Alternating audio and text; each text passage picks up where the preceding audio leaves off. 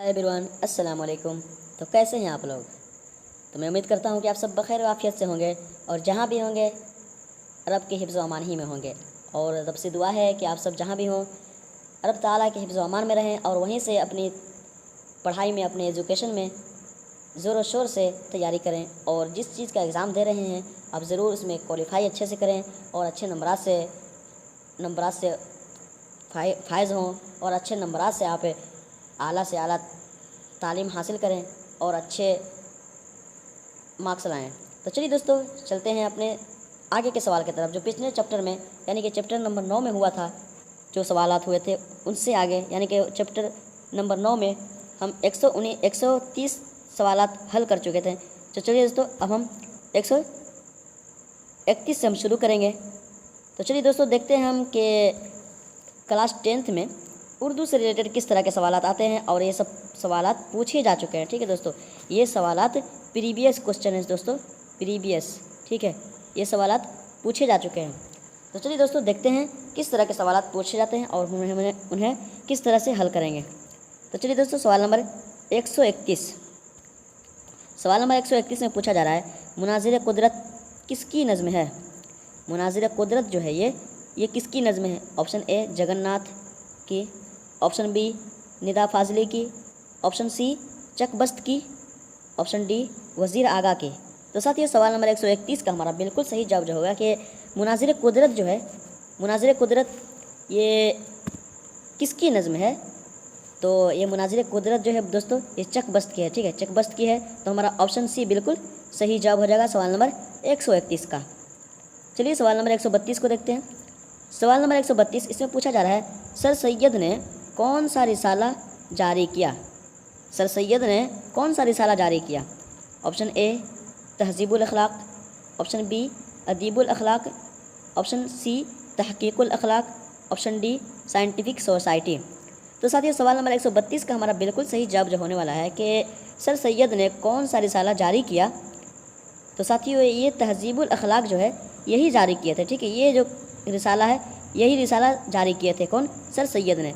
तो हमारा option A बिल्कुल सही जवाब हो जाएगा सवाल नंबर 132 का। तो चलिए दोस्तों, सवाल नंबर 133 को देखते हैं। सवाल नंबर 133, इसमें पूछा जा रहा है कि नज़ीर अहमद क्या थे? नज़ीर अहमद जो थे ये क्या थे? ऑप्शन ए नज़्म निगार, ऑप्शन बी नाविल निगार, ऑप्शन सी शायर, ऑप्शन डी अफसाना निगार। तो साथियों, सवाल नंबर 133 का हमारा बिल्कुल सही जवाब जो होने वाला है कि नज़ीर अहमद क्या थे? तो नज़ीर अहमद जो थे दोस्तों, ये नाविल निगार थे। ठीक है, नाविल लिखा करते थे। तो हमारा ऑप्शन बी बिल्कुल सही जवाब हो जाएगा सवाल नंबर 133 का। तो चलिए दोस्तों, सवाल नंबर 134 को देखते हैं। सवाल नंबर 134, इसमें पूछा जा रहा है, अब्दुल मुगनी ने किस मदरसे में तालीम पाई? अब्दुल मुगनी जो थे वो किस मदरसे में तालीम हासिल पाई? अपनी तालीम जो हासिल किए वो अब्दुल मुगनी साहब वो किस मदरसे से तालीम हासिल किए थे, कहाँ जाकर? Option A Madrasa Imdadiya, option B Madrasa Islamia, option C Madrasa Nizamia, option D Madrasa Shamsul Huda.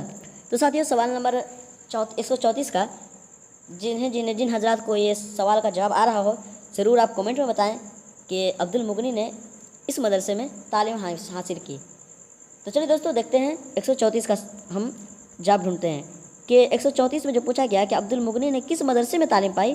तो साथियों, वो अब्दुल मुगनी जो थे वो मदरसा शमसुल हुदा में तालीम हासिल पाए। समझे? तो हमारा ऑप्शन डी बिल्कुल सही जवाब हो जाएगा सवाल नंबर 134 का। तो चलिए दोस्तों, सवाल नंबर 135 को देखते हैं। सवाल नंबर 135 पूछा जा रहा है कि अदब की पहचान किस तरह का मजमून है? अदब की पहचान किस तरह का मजमून है? ऑप्शन ए सियासी, ऑप्शन बी इस्लाही, ऑप्शन सी तनकीदी, ऑप्शन डी तारीख़ी। तो साथियों, सवाल नंबर 135 में जो पूछा गया कि अदब की पहचान किस तरह का मजमून है, अगर आपके जहन में इस सवाल का जवाब आ रहा हो ज़रूर कमेंट में बताएं। और कमेंट में बताने से ये होता है कि आपकी IQ लेवल जो है दोस्तों, कि अगर हमें याद है कि अगर पूछा गया कि ताजमहल कहाँ है, तो हमें इस सवाल का जवाब पता है कि ताजमहल यहाँ है, तो उन हजरात को यानी कि टीचर को बताने से पहले, यानी कि जो सवाल कर रहा है, सवाल करने वाले के बताने से पहले हम कमेंट में लिख देंगे कि हम ताजमहल आगरा में है, दिल्ली में है, आगरा में, तो हमारा IQ लेवल तेज़ होता है और उससे हमें ना वो बात बहुत दिनों तक याद रहता है, ठीक है, वो बात जो है बहुत दिनों तक याद रहती है, हम उसे जल्दी नहीं भूलते हैं। तो दोस्तों इसलिए बोलते हैं कि 135 का जवाब जो है अदब की पहचान किस तरह का मजमून है। तो अगर आपके जहन में सवाल का जवाब आ रहा हो तो ज़रूर बता दें। अगर गलती भी होती है तो उसकी सुधार की जाएगी, या तो आप सुधार लेंगे कि हाँ भाई ऐसा नहीं ऐसा हुआ, तो आपको ये बात याद रहेगी कि हमें गलती हुई थी मेरी, ठीक है। तो सवाल नंबर 135 का हमारा बिल्कुल सही जवाब जो होगा कि अदब की पहचान किस तरह का मजमून है, तो ये तनकीदी मजमून है दोस्तों, तनकीदी मजमून है। तो हमारा ऑप्शन सी बिल्कुल सही जवाब हो जाएगा सवाल नंबर 135 का। तो चलिए सवाल नंबर 136 को देखते हैं। सवाल नंबर 136 में पूछा जा रहा है ग्लोबल वार्मिंग, ग्लोबल वार्मिंग कैसा मसला है। ऑप्शन ए मुनासिब, ऑप्शन बी संगीन, ऑप्शन सी खुशगवार, ऑप्शन डी मुअतदिल। तो साथियों सवाल नंबर 136 का हमारा बिल्कुल सही जवाब जो होगा कि ग्लोबल वार्मिंग जो है ये संगीन मसला है, ठीक है, संगीन। तो हमारा ऑप्शन बी बिल्कुल सही जवाब हो जाएगा सवाल नंबर 136 का। सवाल नंबर 137, सवाल नंबर 137 में पूछा जा रहा है कि अफसाना कटी हुई शाख, ठीक है, अफसाना कटी हुई शाख किसका लिखा हुआ है। अफसाना जो है ये कटी हुई शाख एक अफसाना है, ये किसका लिखा हुआ है, कौन लिखे हैं, इसके कातिब राइटर है ना, इसके लेखक कौन है। Option A Qamar Jahan, option B Parvez, option C Premchand, option D Nigar Azeem. तो साथियों ये भी सवाल बहुत आसान है, हमारे निसाब में है कि अफसाना जो है कटी हुई शाख ये किसका लिखा हुआ है, तो ये कमर जहाँ का लिखा हुआ है दोस्तों। तो हमारा 137 का हमारा बिल्कुल सही जवाब जो होगा तो हमारा ऑप्शन ए बिल्कुल सही जवाब हो जाएगा सवाल नंबर 137 का। तो चलिए सवाल नंबर 138 को देखते हैं। सवाल नंबर 138 इसमें पूछा जा रहा है बिहार की राजधानी कहाँ है, ठीक है, बिहार की राजधानी कहाँ है। Option A Lucknow, option B Delhi, option C Mumbai, option D Patna. तो दोस्तों ये बहुत ही इजी सवाल है दोस्तों, कभी कभी इसी तरह के इजी सवाल वो भी दे देते हैं, बहुत ज़्यादा इजी, मतलब कि बहुत ज़्यादा मतलब कह लें एकदम हल्का फुल्का है ना, तो इन्हें भी हल्के में नहीं लेना चाहिए, बल्कि आपको ये सब याद रखनी चाहिए कि बिहार की राजधानी कहाँ है और सूबा किसे कहते हैं वगैरह वगैरह, ठीक है। तो दोस्तों सवाल नंबर 138 में पूछा गया कि बिहार की राजधानी कहाँ है, तो ज़रूर कमेंट में बता दें कि बिहार की राजधानी कहाँ है, क्योंकि बहुत ही आसान है। तो 138 का हमारा बिल्कुल सही जवाब हो जाएगा, तो ये पटना है, तो हमारा ऑप्शन डी बिल्कुल सही जवाब हो जाएगा। चलिए सवाल नंबर 139 को देखते हैं। सवाल नंबर 139 में पूछा जा रहा है कि अब्द, ठीक है, सही माना का इंतखाब करें, ठीक है। अब्द जो है ये इसका सही माना क्या आता है, इंतखाब कीजिए। चलिए जल्दी जल्दी बताइए आप कि इसका अब्द का क्या माना आते हैं।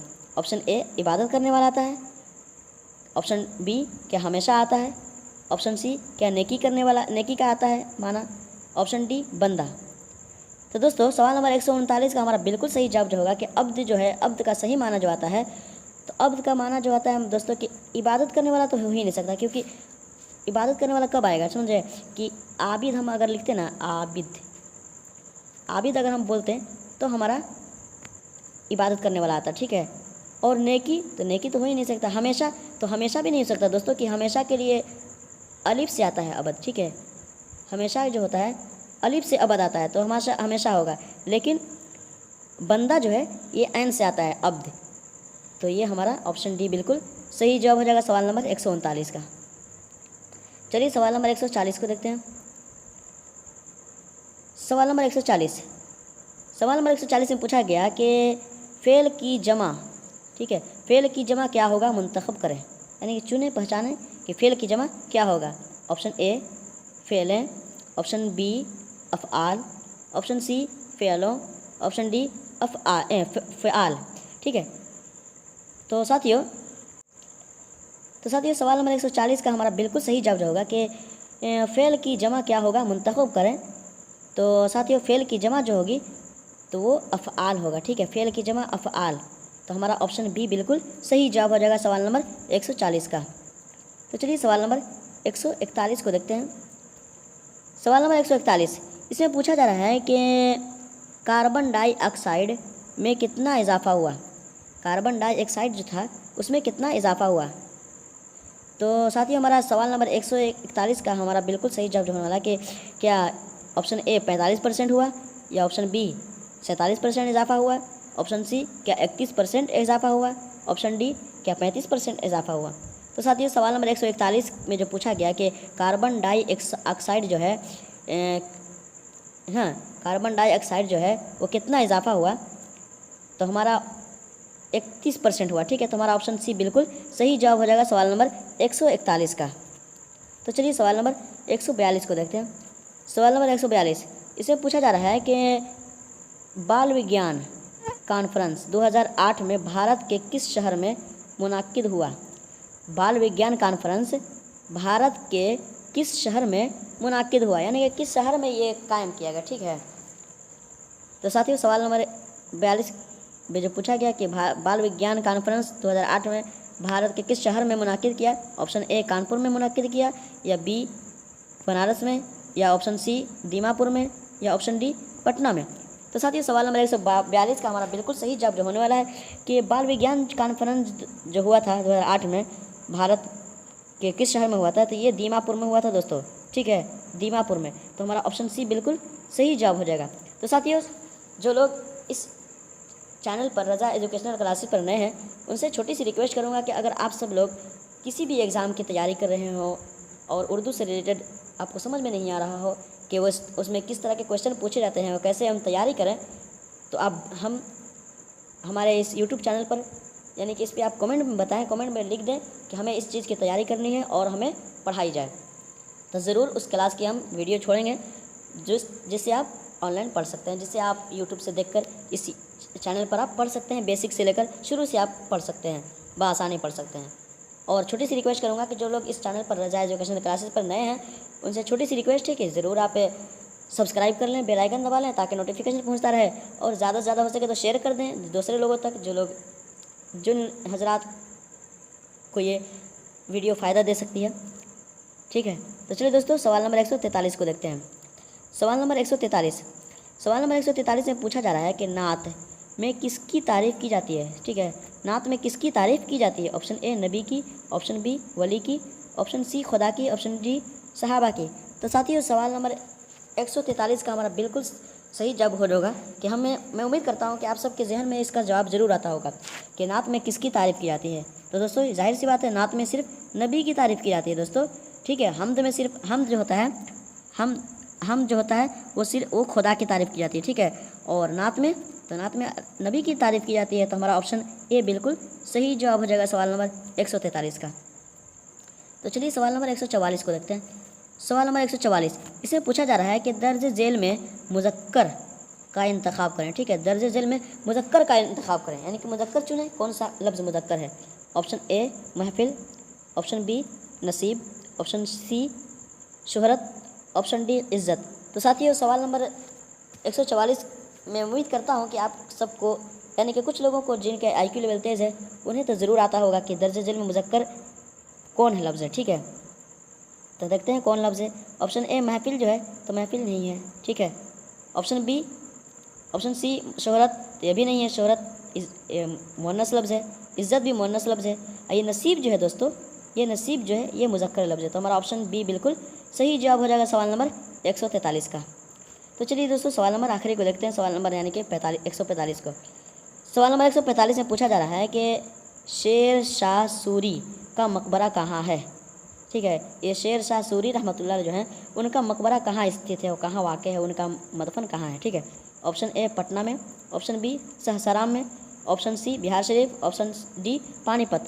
तो साथियों सवाल नंबर 145 का भी बिल्कुल सही, बिल्कुल आसान सवाल है, बहुत ही सरल सवाल है और इसका जवाब भी बस आसान ही है कि शेर शाह सूरी रहमतुल्लाह जो थे उनका मकबरा जो है सहसाराम में है। तो हमारा ऑप्शन बी बिल्कुल सही जवाब हो जाएगा सवाल नंबर 145 का। तो चलिए दोस्तों आज के लिए इतना ही क्वेश्चन था, फिर हम इससे आगे के क्वेश्चन कर लाएंगे अगले चैप्टर में। तो चलिए दोस्तों जाने से पहले एक छोटी सी रिक्वेस्ट करूँगा उन नए हजरात से, उन नए नाजरीन से कि जो लोग नए हैं, छोटी सी रिक्वेस्ट है कि आप सब ज़रूर इस यूट्यूब चैनल को सब्सक्राइब कर लें और बेल आइकन दबा लें ताकि नोटिफिकेशन पहुंचता रहे। तो चलिए दोस्तों थैंक यू सो मच, मिलते हैं अगले वीडियो में अगले चैप्टर के साथ। तब तक के लिए अल्लाह हाफिज़।